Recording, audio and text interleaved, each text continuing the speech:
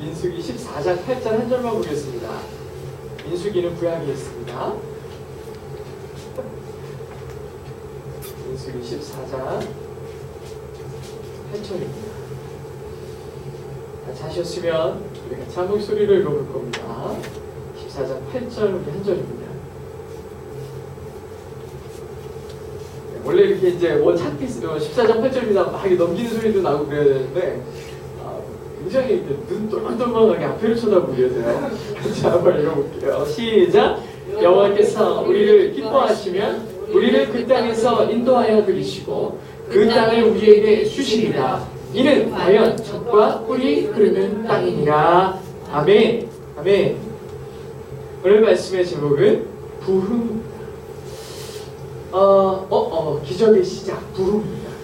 제목 잘못 쓴 줄 알고 깜짝 놀랐네. 여러분, 우리 교회에서 일어날 수 있는 가장 큰 기적이 뭘까요? 저는 기적이 상식이 되는 교회라는 주제를 가지고 말씀을 하는데, 우리 교회에서 일어날 수 있는 가장 큰 기적이 뭘까? 갑자기 이제 입사한 청년이 갑자기 승진했다는 게 기적일까? 갑자기 공부를 못하던 청년이 갑자기 장학금을 막 타고 막 은혜를 받고 막 이렇게 하는 게 기적일까? 저는 그렇게 생각을 했어요. 근데 하나님께서 이 교회에 대해서 기대하시는 것이 무엇일까 생각하면 교회를 세우셨을 때는 뜻이 있으실 거예요. 이 땅 가운데 하나님의 놀라운 은혜가 드러나기를 원하는 거죠. 이게 부흥의 역사죠. 근데 이 교회가 처음 세울 때 수많은 사람들이 얘기했던 건 굉장히 부정적인 거였죠. 다 아마 많이 들어서 아시겠지만, 야, 거기다 교회를 세우면 어떡하냐, 이 얘기를 너무 많이 들었잖아요, 우리는. 그리고 거기에 교회가 되겠느냐, 많이 얘기를 하셨어요. 이미 수십 년 전부터 세워진 교회는 여기가 주변에 사람들이 많이 살 때부터 있었으니까 거기에 가는 사람들도 한둘 있었을 것이고, 그 오랜 기간 동안 축적되는 성도들의 부흥이 있었을 것이지만, 이제 도시 공동화가 크고 사람이 아무도 안 사는 이 땅에 교회가 세워지고, 그리고 그 안에서 예배가 시작된다는 것이 과연 가능할까? 그러니까 부흥이 기적과 같은 일입니다. 이 교회에 부흥이 일어난다면 정말 기적이 일어나는 거죠. 부흥의 기준이 무엇인지 우리는 이런 고민들이 필요하거든요. 오늘은 여러분과 함께 이 부흥에 대해서 얘기하려고 그러는데, 저희가 이 예배, 이 교회 한 주를 보내면은 수요일날 예배가 끝나고 또 아니면 금요일날 모임때 모여가지고 맨날 얘기하는 게 뭔지 아십니까? 하루 잘 살았냐? 밥은 먹어봤냐? 야, 너 드라마 봤냐? 스카이캐슬 장난 아니야? 끝났어? 막 이런 얘기하는 게 아니라, 그런 얘기하는 게 아니라 맨날 뭔 얘기하는 줄 알아요? 어떻게 하면 교회가, 어떻게 하면 교회, 이 얘기만 해요. 똑같은 얘기를 계속하고 뭘 띄었다 붙였다 해야 된다 막 얘기를 엄청 많이 해요. 저는요, 뭔 얘기 들으면 바로 하려고 그러거든요. 뭔가 들으면 그래? 그거 하자 이래요. 그럼 옆에서 잠깐만요, 얘 말도 못해요 이래요. 아무튼 뭔가 일을 하려고 그러면 저는 막 뭔가 해야 되는데, 이게 너무 은혜가 돼요. 어떻게 하면 교회를, 어떻게 하면 교회가, 이런 고민들이 참 감사한 거예요. 사실 여러분과 함께 가장 상식적인 기적, 이 부흥의 역사를 이야기할 때는요, 우리가 인간적인 생각을 뛰어넘는 부흥에 대한 인식이 필요해요. 그래서 오늘 말씀을 나눌 때 하나님께서 일으키시는 가장 놀라운 기적, 그 부흥을 이야기 한번 하려고 그러는 거예요. 과연 하나님이 원하시는 부흥은 무엇인가? 제가 우리 동일교회에서만 이미 설교를 한 8개월 이상 하고 있어요. 4월 마지막 주에 저희가 개척을 했고, 그리고 5월부터 예배를 했다고 그러면 1월까지 한 8개월 정도를 말씀을 전하고 있어요. 물론 그 이전에도 수년 동안 저와 함께 하면서 설교를 계속 들었던 청년들도 분명히 있죠. 근데 여러분들은 이렇게 오랫동안 말씀을 들으면서 그 다음 주에 말씀이 기대가 되고, 이번 주 수요일에는 어떤 말씀일까? 이번 주일에는 어떤 말씀일까? 말씀이 끝날 때 그런 기대감이 있습니다. 그거 한번 물어보는 거예요. 쉬운 일이 아니에요. 목회자로서 가장 큰 기쁨은 하나님의 말씀을 잘 전하고 있다는 것이 확인되는 거예요. 근데 그 확인이 뭐냐면, 예배 끝나고 나갈 때 목사님 오늘 말씀이 은혜가 됐습니다, 이렇게 얘기하는 게 아니에요. 그렇게 말을 듣는 게 아니라 성도들의 삶이 변화되는 게 그 말씀의 권능을 힘입은 삶을 사는 거거든요. 시편 23편의 말씀과 같이 사랑하는 양들을 쉴만한 물가으로, 그리고 푸른 초장으로 인도한다는 것이 무슨 뜻입니까? 먹을 만한 양식들이 있는 곳으로 인도하는 거고, 쉴만한 물가는 뭐냐면 양들은요 사실은 작은 소리에도 굉장히 놀래요. 이 성품이 그래요. 그래가지고 먹었던 게 막 다 체하고 그것 때문에 죽기도 하고 그래요. 그래서 양들이 쉴만한 물가라는 것은 물이 잔잔하게 흐르는 조용한 곳이에요. 그곳에 데려다 놓을 때에야 양이 평안함을 얻을 수 있어요. 온전하게 말씀이 전해진다는 건 무슨 뜻이냐면 우리가 먹을 것이 풍성하고 영의 양식이 풍성한 것뿐만 아니라 그 말씀 가운데 평안을 누릴 수 있는 거예요. 교회 왔는데 여전히 마음이 불안하고 사람들 가운데서 정말 마음의 공고함이 더 깊어지는 그러한 곳에 있다면 그거는 쉴만한 물가와 목회자로서의 목양의 본질이 안 되어 있는 거예요. 우리가 만약에 말씀 가운데 평안을 누리고 기쁨과 회복이 있다면 왜 그 말씀이 기대되지 않겠어요? 이번 주에는 나에게 삶 가운데 지치면 지칠수록 힘들면 힘들수록 말씀 가운데 더 큰 기대와 그 감격의 회복을 위해서 더 갈망해지는 거잖아요. 그 말씀이 나를 살리는 능력이고 힘이기 때문이에요. 저는 우리 사랑하는 동행의 성도들에게 간절히 소망하는 건 말씀이 여러분의 삶을 평안케 하고 지친 상처 입은 많은 우리 삶의 영적인 공고한 상태가 회복되기를 원한다는 것. 그런 축복의 사람들 되시기를 축복합니다. 이것이 부흥이에요. 이것이 부흥이에요. 부흥은 우리 한 사람 한 사람의 가슴 속에 성령의 불이 붙는 것으로 시작되는 거예요. 성령의 불씨, 이건 기도거든요. 기도가 굉장히 중요해요. 시편 85편에 보면 85편 6절에 보면 우리 한번 이 말씀 읽어볼게요. 시작. 주께서 우리를 다시 살리사 주의 백성이 주를 기뻐하도록 하지 아니하시겠나이까 라고 얘기했어요.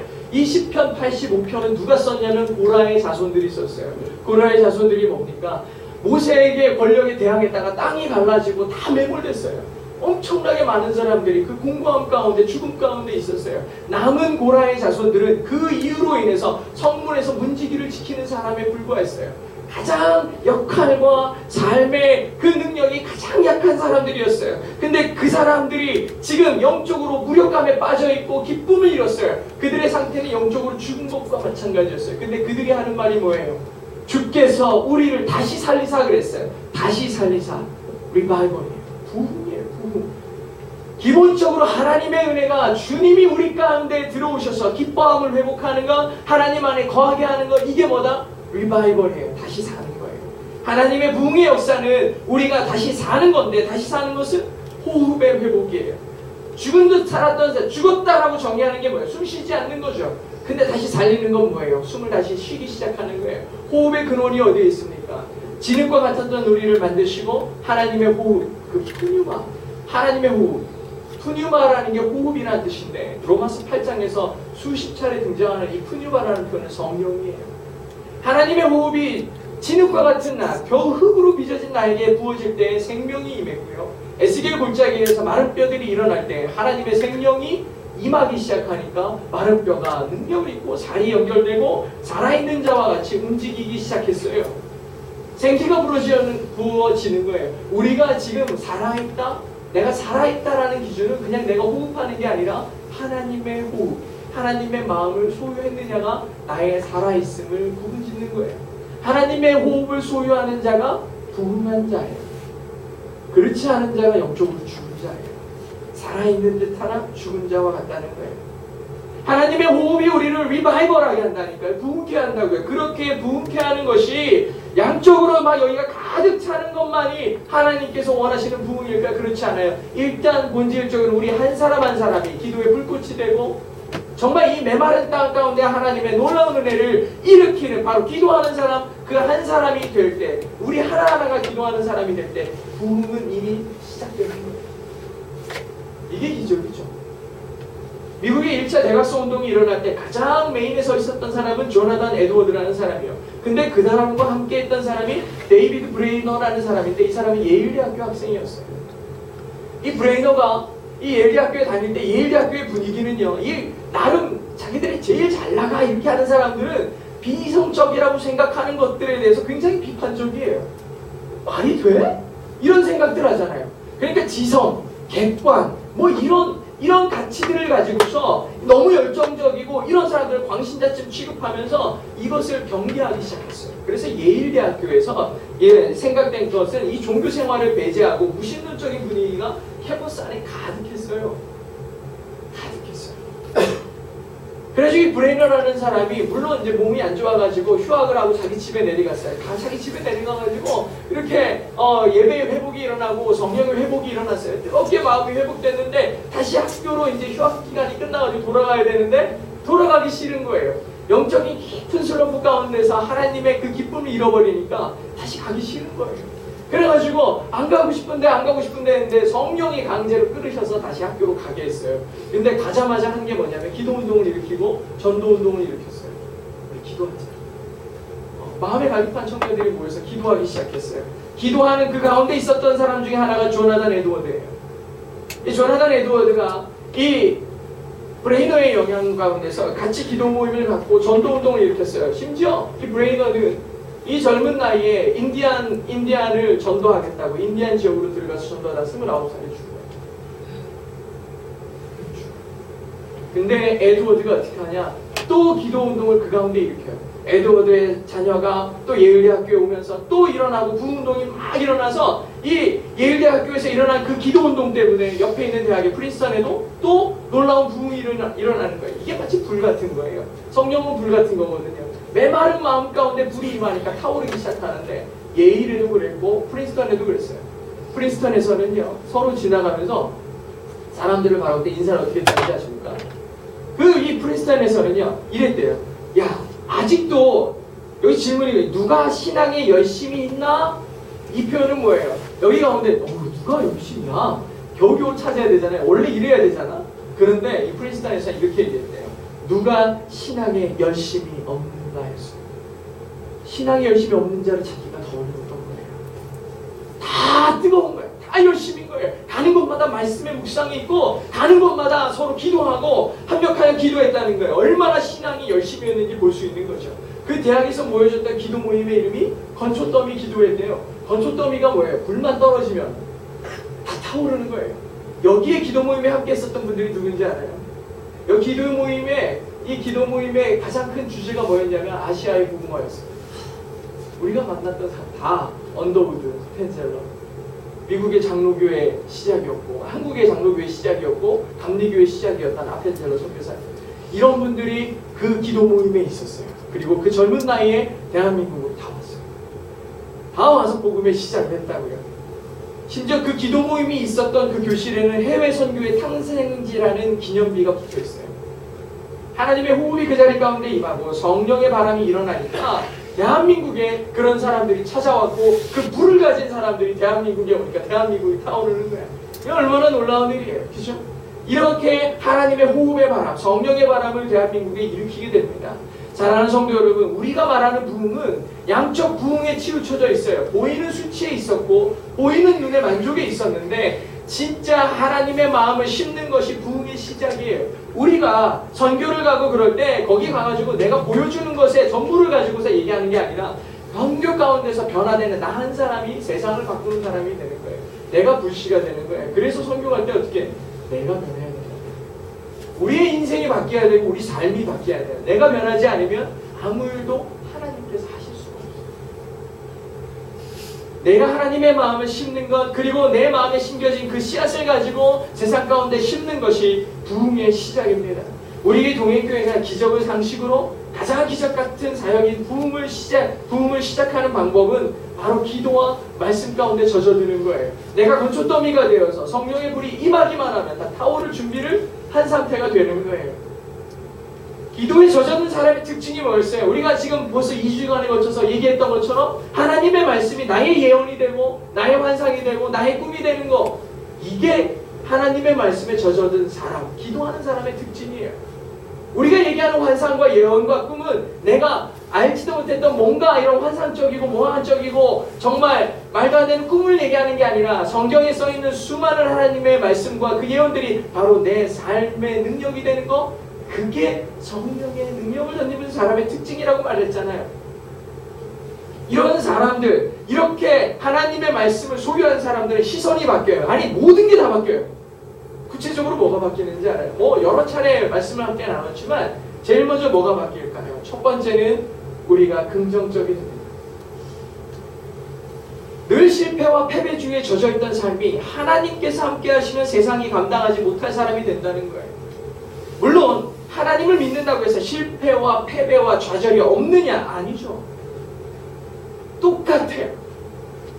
우리가 제일 억울한 게 그거잖아요. 나름 시간을 들여 수요일에도 예배하고 주일에도 예배하고 어떤 사람 새벽에도 나가서 예배하고 각자의 부서에서 봉사도 열심히 하는데 왜 나는 쟤와 다르지 않아? 아니 어떻게 보면 쟤보다 내가 더 못하는 거예요. 이렇게 낙심하는 인생을 사는 거, 실패와 패배가 없어질 줄 알았고 내 마음에는 승리만 있을 줄 알았는데 그게 아니라는 거예요.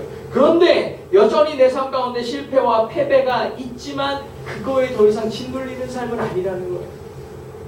세상 가운데 있으면 그게 전부이기 때문에 그걸 잃어버리고 그게 무너지는 순간 나도 죽는 줄 알거든요. 세상에 내가 원하는 것들이 무너지면 끝나는 줄 알아요. 그런데 하나님의 사람은 그것과는 아무 상관이 없어요. 내 모든 환경이 다 무너져도 누구만 계시면 돼요? 하나님만 계시면 되는 거예요. 이게 기준이 달라지는 거예요. 기준이 달라지는 거예요. 우리는 이런 성향, 세상 가운데 무너지면 다 죽는 사람들과 하나님만 능력입니다. 하나님만 계시면 됩니다. 하는 이 두 그룹 사이에 구분이 어디에 나오느냐? 오늘 말씀 읽은 민수기에 나와요. 민수기 한번 보십시오. 13장에 보면은 먼저 10명의 정탐꾼의 이야기가 나옵니다. 그와 함께 올라갔던 사람들이 이르되 우리는 능히 올라가서 그 백성을 치지 못하리라 그래요. 못하리라. 못 친다는 거예요. 가나안 못 때린다는 거예요. 그들은 우리보다 강하고 이스라엘 자손 앞에서 그 정탐한 땅을 악평하여 이르기를 우리가 두루 다니며 정탐한 땅은 그 거주민을 삼키는 땅이요 그랬어요. 거기 사는 사람들 집어먹을 땅이라는 거예요. 아주 그냥 저희가 죽을지도 몰라요. 거기서 본 모든 백성은 신장이 장대한 자들이고 거기서 네피림의 후손인 아낙 자손의 거인들을 보았는데 우리가 스스로 보기에도 메뚜기 같으니 걔네들이 볼 때는 우리가 뭘로 보이겠습니까? 하고 얘기하는 거예요. 아주 비관적이에요. 이러한 사람들, 세상과 타협하기 좋아하고 비판적인 시선을 가진 사람들의 문제는 뭐냐면 문제를 과장해요. 문제를 과장하기 시작하는데 그냥 문제를 실제적으로 보면 별거 아니거든요. 큰일 나 얘기하는데 실제 가면 별거 아닐 때가 너무 많아요. 근데 문제를 과장하기 시작하는 거예요. 그러니까 삶 가운데 너무 두려움이 커지고 걷잡을 수 없게 됩니다. 그들은 가나안을 뭐라고 표현했느냐? 거주민을 삼키는 땅이라고 표현했고 자기 자신들을 메뚜기에 비유해요. 메뚜기, 우리 메뚜기예요. 아무것도 아니에요. 밟으면 죽게 생겼어요. 성령이 함께하는 경험을 하지 못한 사람들은 자기의 걱정을 과장하고 시험을 과장합니다. 왜 그러냐? 그렇게 문제를 키워놔야, 그렇게 문제가 거대하다고 얘기해야 내가 타협하는 거 어쩔 수 없었어요 얘기할 만한 건이 되는 거예요. 문제가 엄청 커서 다 같이 공감해서 그러면 어쩔 수 없지 이 얘기 듣고 싶은 거예요. 문제를 엄청나게 과장해가지고 타협하고 그 앞에서 무릎 꿇게 되는 것을 그냥 정당하게 보여지게 만드는 거예요. 문제가 커야 자기의 비겁함이 정당해지거든요. 자기의 타협이 정당해지거든요. 내가 그럴 수밖에 없었다는 변명이 정당성이 확보되거든요. 그렇게 과장된 문제가 결국은 타협의 도구가 됩니다. 똑같은 거예요. 그 땅에 가면 안 돼요. 우리 다 잡아먹힐 거예요. 우리는 메뚜기예요. 걔네들한테 밟혀 죽을 거예요. 이 얘기를 해야 되는 거예요. 반면에 성령이 함께하는 사람은 문제를 과장하는 게 아니고 비전을 과장해요. 여호수아와 갈렙은 그런 반면에 이 두 명의 정탐꾼은 뭐라고 합니까? 민수기 14장에 보니까 이렇게 써 있어요. 이스라엘 자손의 온 회중에게 말하여 이르되 우리가 두루 다니며 정탐한 땅은 심히 아름다운 땅이라. 좀 전에는 우리가 먹힐 땅이라 그랬는데 여호수아와 갈렙은 뭐라 그래요? 아름다운 땅입니다. 여호와께서 우리를 기뻐하시며 우리를 그 땅으로 인도하여 들이시고 그 땅을 우리에게 주실 겁니다. 이는 과연 젖과 꿀이 흐르는 땅이라. 다만 여호와를 거역하지는 말라. 또 그 땅의 백성들을 두려워하지도 말라. 그들은 우리의 먹이라. 좀 전에 내가 메뚜기예요 그랬는데 지금 뭐라 그래요? 그들이 우리의 먹이라는 거예요. 그들의 보호자는 그들에게서 떠났고 하나님 여호와는 우리와 함께 하십니다. 그들을 두려워하지 맙시다. 비전을 과장한다니까. 거기 하나님이 주시기로 약속했거든. 아름다운 땅이에요. 젖과 꿀이 흘러요. 그 인간들 엄청 크지만 아주 큰 밥이에요. 막 이렇게 얘기하는 거예요. 밥 보고 피하는 게 말이 되냐는 거예요. 우리 먹인데 가서 뭐 하기만 하면 돼. 먹기만 하면 되는 거예요. 이게 하나님의 생각인 거예요. 여호수아와 갈렙은 뭐라 그래? 가서 먹으라는 거예요. 우리 밥이라고. 아무것도 아니라고. 밥이 왜 무섭냐고. 하나님께서 주신 우리 먹이를 굶주린 우리가 피하는 것이 말이 되냐는 거예요. 우리의 시선은 여호수아와 갈렙 같은 시선이 필요합니다. 우리가 실패하는 것, 우리가 무너지는 것, 당연히 그리스도인이지만 무서워요. 여러분들도 실패하는 걸 즐겨합니까? 아니죠. 실패하는 거 두려워요. 무너지는 거 두렵다고요. 그렇지만 내가 피한다고 실패와 패배가 우리 인생에 없어지느냐? 그렇지 않아요. 강력하게 권면하는 것은 두려워서 하지 못하는 인생이 아니라 두려워도 하나님 의지하다가 실패할 수도 있는 인생 되십시오. 다윗이 골리앗 앞에 섰다고 해서 내가 맨날 얘기하지만 다윗이 맨날 골리앗 이겼겠느냐? 아니요. 100전 99패를 했을 거예요. 수많은 다윗들이 하나님 앞에 능력 힘입어서 싸우겠지만 무너지는 사람들도 수두룩해요. 근데 아무리 다윗과 같은 사람이 수만 명 있어도 용기 잃어버리고 문제를 과장함으로 문제 앞에서 도망가기 시작하면 골리앗 하나 그거 아무것도 아닌데 수만 명이 도망다니는 인생이 되는 거예요. 그런데 다 다윗처럼 해보십시오. 다 돌팔매 들고 댐벼오면서 다 골리앗 앞에 댐벼보십시오. 그러면 골리앗이 무너져요. 수많은 골리앗들이 죽어진다고요. 죽어진다고. 하나님 앞에서 우리가 올바로 서는 방법은 두려움이 없어져서 싸워서 이기는 게 아니라 승리의 약속을 확정받고서 싸우는 게 아니라 하나님의 말씀을 의지하고 두려움 가운데도 나가서 골리앗하고 싸울 수 있는 것, 저 거인과 같은 네피림들과 싸울 수 있는 인생이 되는 사람이 되는 것. 이렇게 시선을 바꾸는 거예요. 어떻게? 긍정적으로 하나님의 편에 서는 것. 이게 긍정적인 신앙의 시작이에요. 두 번째는 뭡니까? 신앙적이 됩니다. 여러분, 이게 너무 당연한 말이죠. 난 그리스도인인데 신앙적이지. 근데 여러분 잘 생각해 보세요. 그리스도인이지만 그리스도를 배제하고 얘기하는 사람들이 얼마나 많아요. 교회 안에서도 이거 신앙적으로 많이 안 되는데 주님이 원하시지 않는 것 같아. 그러면 다 이렇게 지만 아주 그냥 열성 같네. 이렇게 물러서요. 하나님의 사람이 하나님의 이야기를 하는데 광신도 취급하고 자기는 아주 이성적인 종교인이냐 객관성을 가지고서 얘기한다니까. 하나님 그렇게 믿으면 안 돼. 믿어도 좀 정도껏 믿어. 이러면서 하나님 앞에 온전하게 서 있지 않는 사람들이 많아요. 오늘 본문에 보면 10명의 정탐꾼은 하나님의 역사를 못 봤던 사람이에요? 아니요. 홍해가 갈라지는 걸 봤던 사람이에요. 반석에서 물이 쏟아져 나오는 거를 다 봤던 사람들이 지금 하는 말이 뭐예요? 여기 못 들어간다고 얘기하는 거예요. 하나님의 얘기를 부인하고 합리와 객관을 가지고서 하나님의 말씀을 판단하는 사람들이 과연 하나님의 역사를 모를까요? 매주 예배의 자리에 나와서 주의 말씀을 듣는 사람들이에요.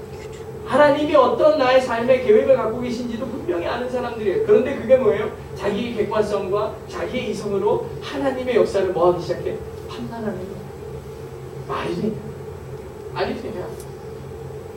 맨손으로 가나안에 들어오는 이스라엘은 가나안 사람들을 이길 수 없다라는 합리적이고 객관적인 판단을 내린 그 결론, 아주 이성적이죠.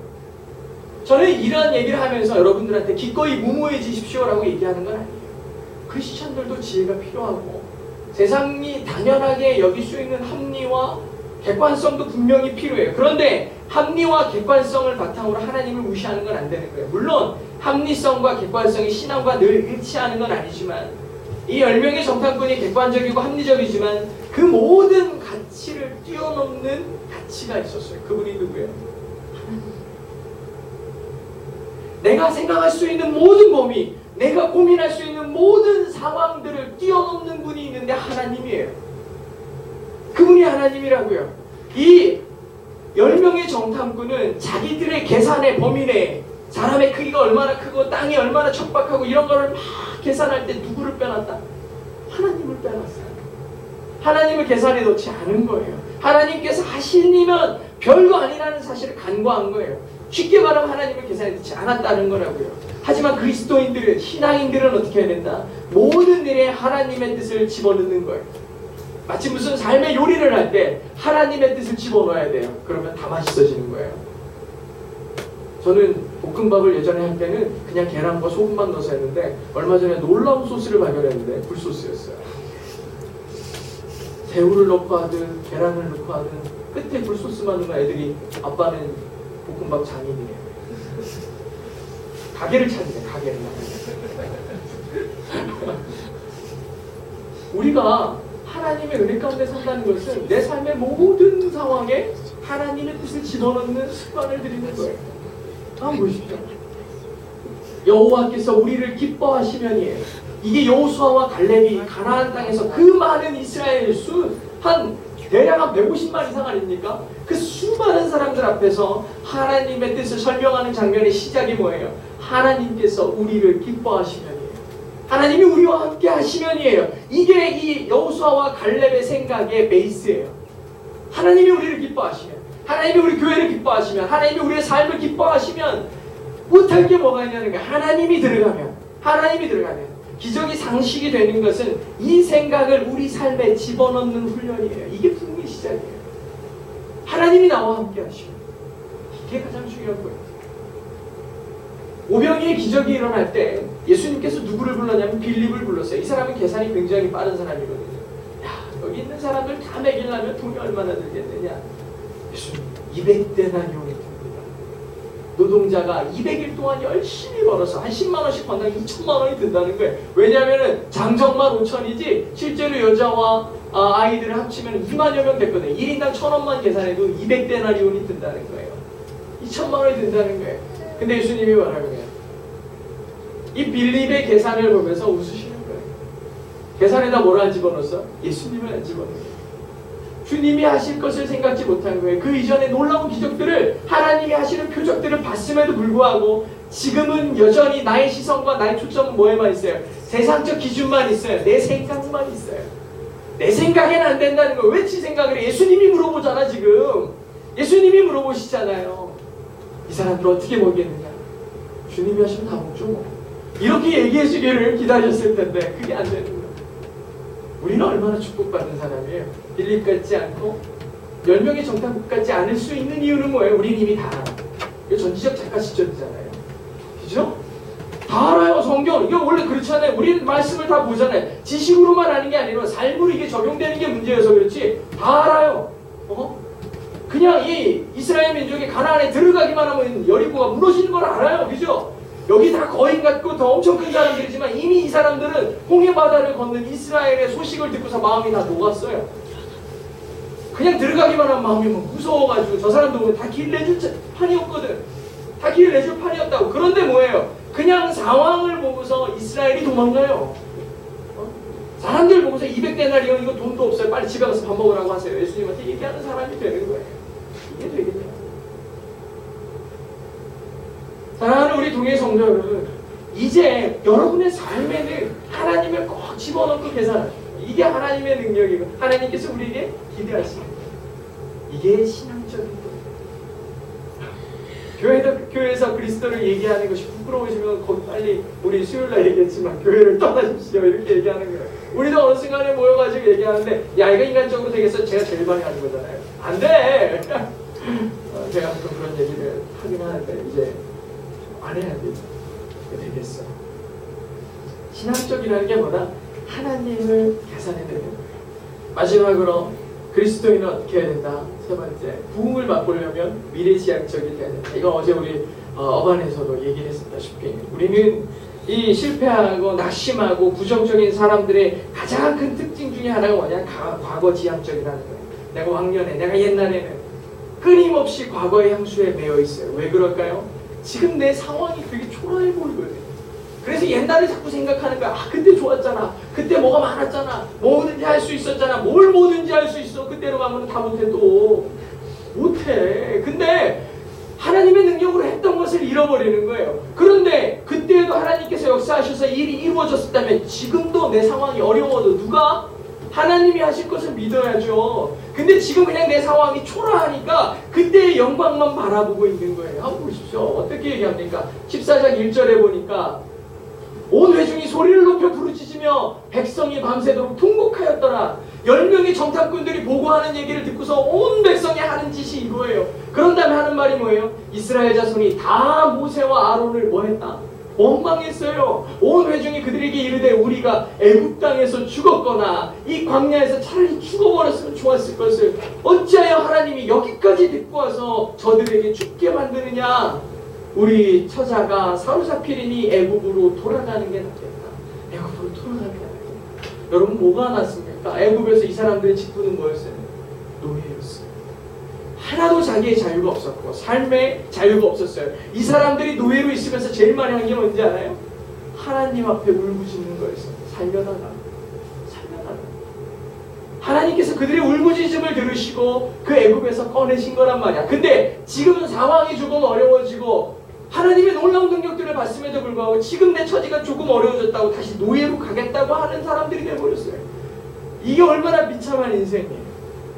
하나님께서 우리에게 소망하는 건 앞으로의 삶을 보고 나아갈 바를 보라는 거였잖아요.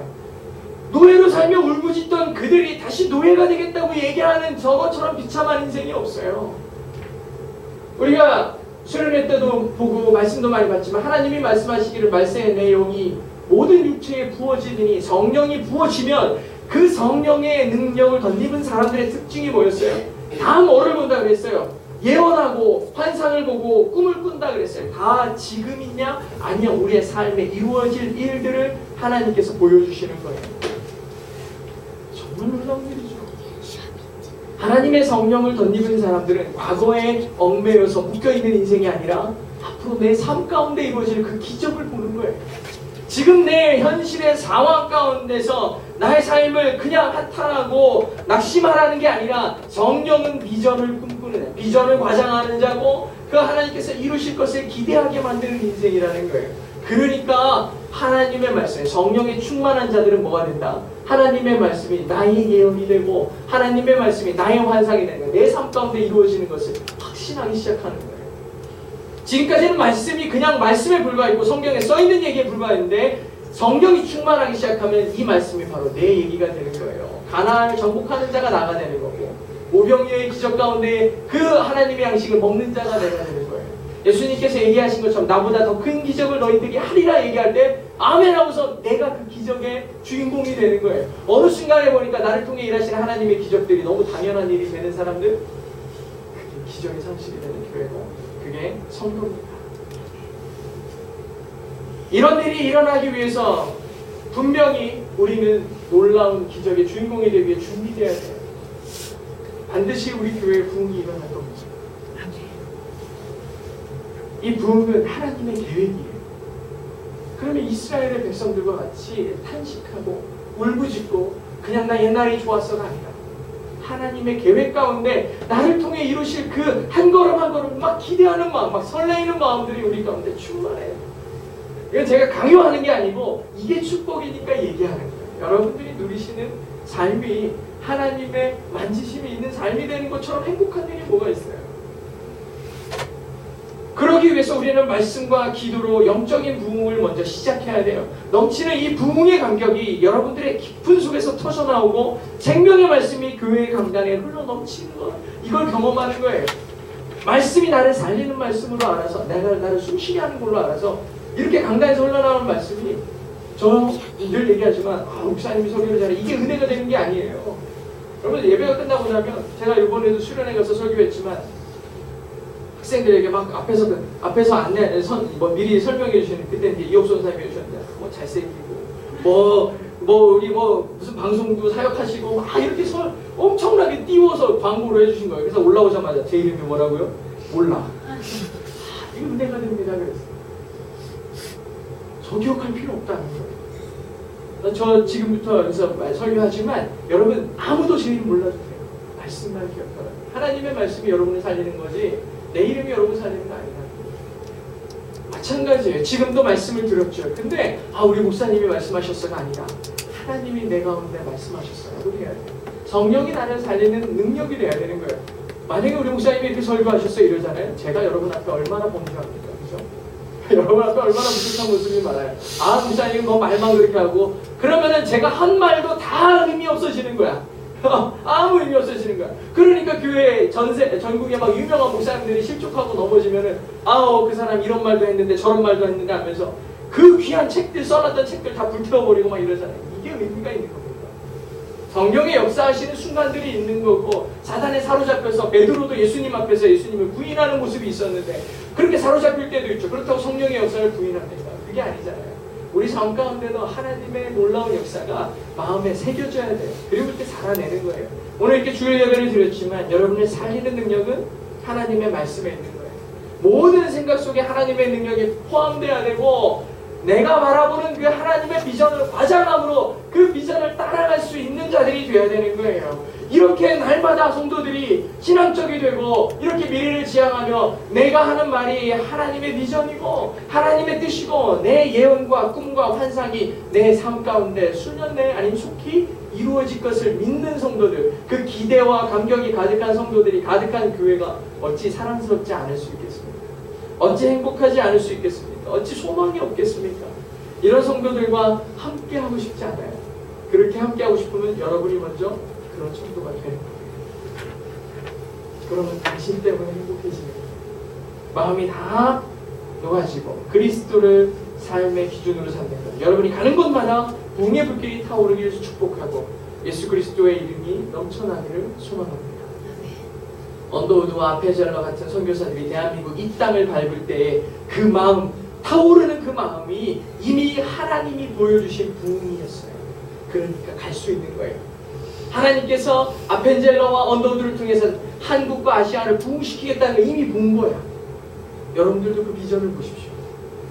이 자리에 가득 함께 예배하는 영혼들, 은행동 저 한복판에서 막 찬양이 일어나고 옛날에 대전역에서 막 찬양 막 부르고 막 이랬던 것처럼 정말 이 땅에 다시 한번 하나님의 놀라운 부흥을 보고 한 걸음씩 나가는 거예요. 아니 다 거인들이에요. 다 못하게 해요. 아니 나라가 어느 때인데 우리는 10명입니까? 2명입니다. 그렇게 하나님의 놀라운 은혜를 기억하며 대한민국을 바꾼 그 열정을 소유하는 우리 사랑하는 우리 동행의 성도들 되시길 주의 이름으로 축복합니다. 기도하겠습니다. 하나님 감사합니다. 오늘 함께 부흥을 이야기했습니다. 하나님, 우리는 부흥 그러면은 교회가 막 사람들로 가득하고 놀라운 건축물들이 세워지고 많은 이들이 우러러보는 것이 부흥이라고 생각했는데 아버지 하나님, 언더우드가 그 헐을 난신 홀로 혼자의 몸으로 젊은 나이에 이 땅에 다가오는 게 부흥이었습니다. 골리앗 앞에 담대하게 서는 다윗이 부흥이었습니다. 하나님의 이름이 드러나고 하나님이 일하시게 하는 것, 하나님의 호흡을 소유하는 것, 주님의 마음을 우리 가운데 새기는 것이 부흥이었습니다.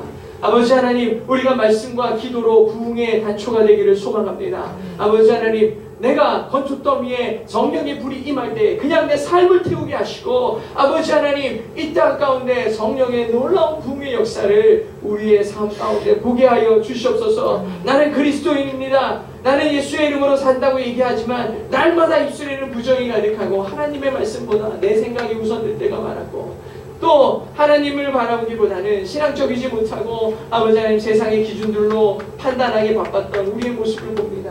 미래지향적이보다 과거의 영광에 추억하며 현실을 부정하고 비판하는 자들이 너무나 많았습니다. 아버지 하나님, 이제 하나님 앞에 온전히 서기를 소망합니다.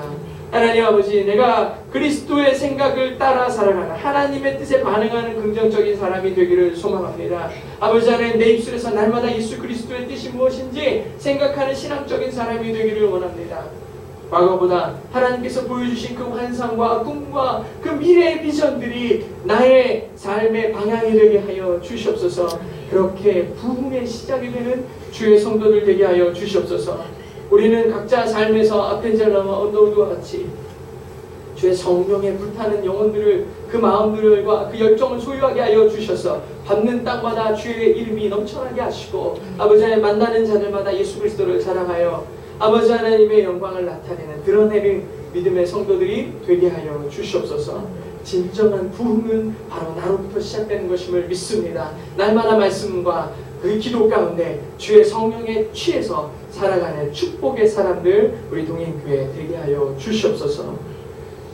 이 시간 귀한 예물 드린 손길이 있습니다. 아버지 하나님, 그 예물이 쓰여지는 것마다 하나님의 은혜가 더해지게 하여 주시옵소서. 우리가 기도하고 있는 우리 박상철 선교사님과 또 몽골과 스리랑카 수많은 지역 가운데 있는 선교사들을 금년 한 해 작정하고 간절히 기도합니다. 어떤 곳에는 교회가 없어서 무너지는 가운데 간절한 마음으로 기도하는 그 땅에 기도를 통하여 사랑하는 우리 성도들의 아버지의 마음을 통하여서 교회가 세워지는 놀라운 역사를 보게 하시고 아버지, 잃어버렸던 영혼들이 아버지 돌아갔던 영혼들이 다시 주님께로 돌아오는 놀라운 역사가 아버지 부족한 손길 가운데에서 시작되게 하여 주시옵소서. 바로 나로부터 시작되게 하시고 하나님의 영광을 보게 하시고 주께 영광을 돌리는 아버지 하나님, 교회가 되게 하시고 그 예물들 정말 씨앗과 같은 예물들이 되게 하여 주시옵소서. 믿고 드린 손길 가운데 하나님 역사하여 주셔서 아버지 하늘의 문을 여시고 넉넉히 드리고도 남음이 있는 하나님의 놀라운 아버지 역사를 일으키게 하여 주시옵소서. 지금은 우리를 위하여 십자가의 고통을 감당하신 우리 주 예수 그리스도의 크신 은혜와 그 아들을 보내시기까지 사랑하신 하나님 아버지의 극진하신 사랑하심과 성령님의 감화 감동 충만하신 은혜가 이제 내가 주님 뜻대로 살기를 소망합니다.